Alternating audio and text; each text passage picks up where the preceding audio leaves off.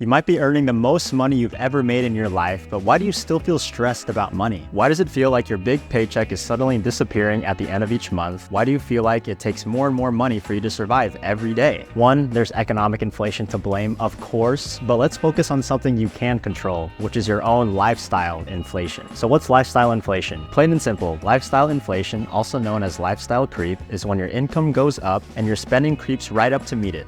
You don't even notice the shift, it just happens. If you think about it, it's the perfect name, right? If you get a raise at a job or you just graduated from college and started getting your first paychecks, it's a great feeling, but it could also mentally take your focus from your goals. All this extra money could help to get to your goals faster, but unfortunately they get lost to just mindless purchases, eating out, coffee runs, and anything. Now, lifestyle creep is different than just plain old overspending. Overspending is when you buy a car you can't afford, the newest iPhone you don't need, or a house that's way too big for your budget. Lifestyle creep is a lot more subtle, but it's still bad for your money. Lifestyle creep can happen at any stage of your life through raises, promotions, bonuses, and just anytime you up your income, you gotta be really intentional with where your money's gonna go. Let's first do a little test. Let's find out if you, as an imperfect human, have fallen victim to lifestyle inflation already. So test number one, do you feel like your money goals are at a standstill? Yes or no? We all have money goals. It might be to pay off your debt, build a huge emergency fund, buy a car, or save up for a dream vacation. If you feel like you're not making any progress towards these goals, you might be having some lifestyle inflation. The good news is that you can do all of these things, but the bad news is if you're earning more money, you still have to be really diligent in where that extra income is gonna go. So if your income is going up and you still don't see any progress on your money goals, that might be an indicator that you're having some lifestyle creep. Test number two, you're gonna realize your spending is going up, but your savings are not. So to be honest with you, I'm a natural born spender. So if I'm not diligent about where my money goes when I start earning more,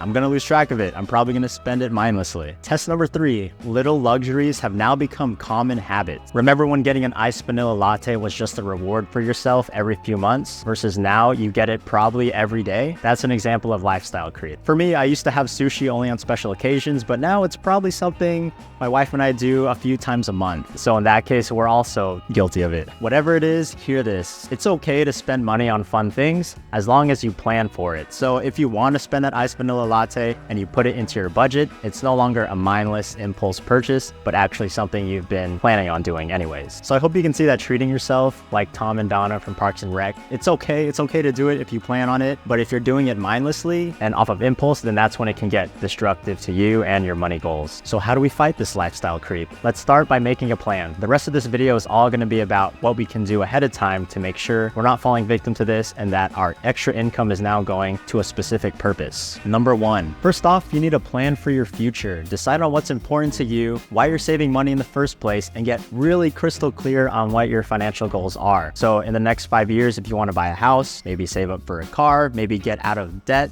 make that your why. And I would challenge you right now to write that down so you can always go back to it whenever you feel like you don't know what to do with extra income or your raise or bonus. Number two is to get on a budget, like right now, because budgeting, for a lot of people, they think of it as restricting your spending, when in reality, all a budget is an intentional spending plan. I usually stick to a $0 budget. That's where I look at my income for that month and I literally assign, if I earn like $7,000 that month, I assign where that money is gonna go. So that might be $2,000 towards savings, might be $500 towards food, it might be this much for that, but at least I know, and every dollar from that income has a name, it has a job, and I know exactly where it's gonna go. For you guys who of course want to still have fun, make that part of your plan. Set aside a budget category called fun money, and you can go buy that iced vanilla latte guilt-free. Lifestyle creep happens when you don't have a plan for your extra money. So when an extra income does come in, make sure you treat it just like your regular income. Give it a job. Number three, now that you have a budget, you can now decide on where you want to cut back on expenses so that you can meet this plan. As you go throughout the month, you'll see each of your transactions come in. You'll learn more about yourself and your spending habits. And from there, after you have some information, you can decide where you can remove some spending, where you can probably add some more spending, and that'll help you narrow down your budget in the future. And just a side note too, be patient with yourself, because when you first make a budget, it is not going to be accurate. On average, it takes 90 days or 3 months to actually get a feel for how much you spend in each category. So give yourself some grace. After the 90 days, you should be more accurate with the money you plan on spending. Number 4, set up automatic transfers. Once you've cut and trimmed up your budget, now you can set up some automatic transfers to make saving money, investing money a whole lot more easy. For example, my wife and I had a goal to build up our emergency fund,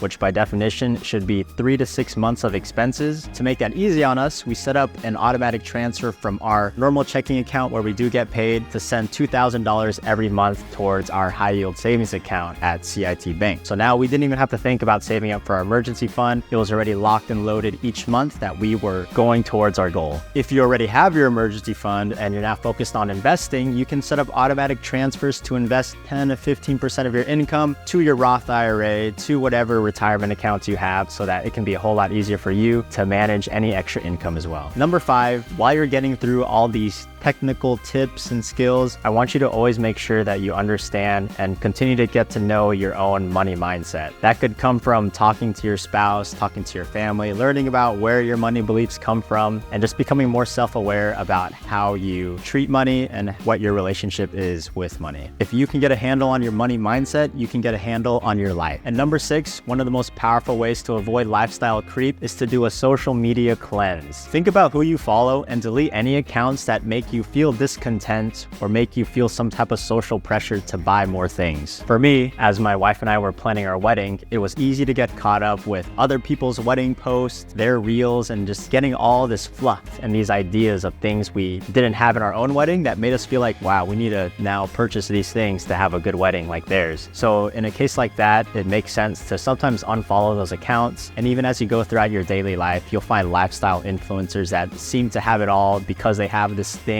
or this service that they buy, when in reality you never needed it in the first place. All of this will help you make real connections with real people and help you get back to the why that we talked about at the start of this video. If cutting out social media is kind of whack, you can also just pivot to view different media sources, maybe things that'll influence you to save and focus on what's most important. While I was going through school and trying to graduate debt-free, I listened to The Ramsey Show. It always inspired me. And just for you guys, I started a daily newsletter called The Daily Frugal, where you can get updates and practical tips every day to learn more about how you can save and how you can meet your financial goals. I'll put a card right up here. I'm waiting.